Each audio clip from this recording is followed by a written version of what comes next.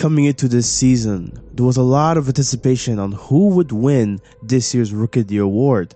And it's coming down to two players right now, Victor Wembanyama and Chet Holmgren. Currently, as it stands, Chet Holmgren is the one leading the pack in this year's Rookie of the Year race. He has emerged as an impactful player on both ends, being one of the key reasons the Thunder are finding themselves as the third seed in the Western Conference this early in the season. And if this keeps up, he'll be on pace to beating out Victor for that illustrious Rookie of the Year award. And let's break this down a bit more, as he's currently putting up just over 17 points a game, 8 rebounds a game, and over 2 blocks a game. As it stands, only 10 rookies in the entire history of the NBA have ever been able to put up better numbers. Okay? That just shows this territory that Chet is currently entering in. These are the Tim Duncans or the Hakeem Olajuwon type rookie seasons that we're seeing. And is by far the most efficient player to ever put up those numbers. He is the only player, if those numbers were to keep up throughout the season, to do that with a 60+% true shooting percentage. Yes, Chet is currently shooting not just 53% from the field overall, but he's shooting almost 40% from the three-point line and almost 90% from the free throw line. This is unprecedented stuff. And he's on pace to bump up those numbers, averaging almost 19 points and almost 3 blocks a game in the month of November. Is Chet going to suddenly average 3 blocks a game in this rookie season? Is that what we're about to see from him? This is some stuff that I didn't think we'd see from him. OKC desperately needed a guy like Chet Holmgren to help them not just on the offensive end, but on the defensive end as well. And we'll talk a bit more about what he's been doing on that end there, because it's quite stellar. Chet Holmgren is currently 10th in most defensive field goals he's had to guard per game. And amongst the top 10, that includes Nikola Jokic, Joel Embiid, Brook Lopez, Anthony Davis, and Evan Mobley, he has the lowest differential percentage at minus 7.8%. Not just that, but his defensive field goal percentage is actually the lowest amongst the top 10 as well. It's really interesting that he's holding his own defensively, and it's showing in the stats so far. And the reason why I'm saying he's holding his own, well, it's because the numbers do back up the fact that offenses have been attacking him a lot. They haven't been shy to attack Chet Holmgren. And of course, that has led to him having to defend the most shots from under 6 feet out of any big in the league. And his rim protection is currently anchoring this Thunder team to a top 5 defense in the NBA according to defensive ratings.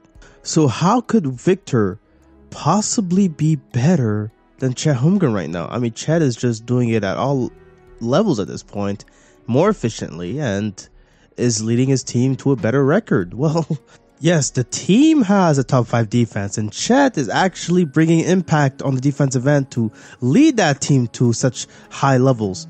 Now, if we look at OKC the season prior, they were 13th in defensive rating that season, whilst if you look at the San Antonio Spurs the season prior as well, they were dead last in defensive rating. They were the worst defense in the NBA, and Victor comes in the league and they're hardly any better. I mean, they're 27th now. They bumped up, and that's a lot of credit to Victor Wembanyama. I mean, if you look at the on and off stats for both players, Chet Holmgren right now, they're 3 points better defensively when he's on the floor. With Wemby, they're almost 7 points better with him on the floor defensively. But Chet's still a pretty good rim protector. I mean, he's doing stuff from that end that's better than Victor, right? I mean, look, he is holding his own against teams defensively as a rim protector, right? The thing with Victor is that he hasn't had much of a chance to do that, right? The thing is, yes, he has defended shots from within 5 feet, but not as much as Chet has. And part of the reason is because of Popovich playing this man-to-man defense that has Wemby mostly on the perimeter, because teams are aware, okay, let me get this guy, this huge long arms out of the rim. And Popovich insists, okay, yeah, let's just play this man-to-man defense, which is going to put Wemby at a disadvantage at the perimeter. And Chet is playing in a team that has pretty good defensive guards in Lou Dort and Shai Gilgeous-Alexander, who apparently now is top 10 in defensive rating himself. What is happening here? Well, okay, the Thunder team, they like to play a lineup of 4 guards alongside Chet so that they can be more switchable on defense, and the coach actually puts an emphasis for Chet to protect the paint as opposed to what Popovich has been doing with Victor, letting him roam in the perimeter. And that's probably because they have no other choice. I mean, who out there in San Antonio is better than Wemby defensively? Even at the perimeter, there's not that many players in this team that's better than him. And I'm sure Popovich here is thinking, let me not put that much strain on Victor by having him be stretched too thin, being a rim protector, whilst also having to, fill the gaps and the holes that obviously these bad perimeter defenders are going to leave him at. It's going to be like a Rudy Gobert situation against the Clippers, but 10 times worse. There's no denying how impactful Victor is on the defensive end already. I mean, we can look at the basic stats. He's leading the league in blocks per game so far, okay? That says a lot already. But in his rookie season, he's leading all rookies in steals per game. Have we ever seen somebody like this before?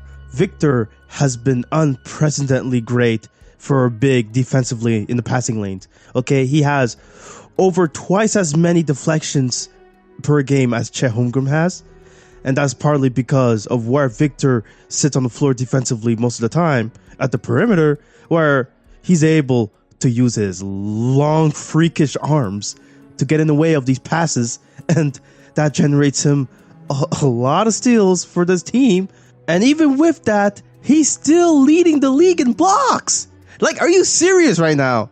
Could you imagine if the Spurs team was adequate enough so that Victor could actually play a lot of his minutes at the rim defensively? But no, Victor comes in a situation where he has to suddenly make miracles happen on defense because of how bad this team is on the defensive end, coming into last season as well. Oh boy. Oh yes, Chet is more efficient on offense, but Wemby is the better playmaker, the better overall shot creator, the better scorer. We've seen what he's able to do when he has the ball. The thing is, right now, the shots aren't falling, and the Spurs are asking a lot out of Victor, especially when it comes to creating a shot at the rim. He hasn't had much opportunity to do so because of how the Spurs play their offense.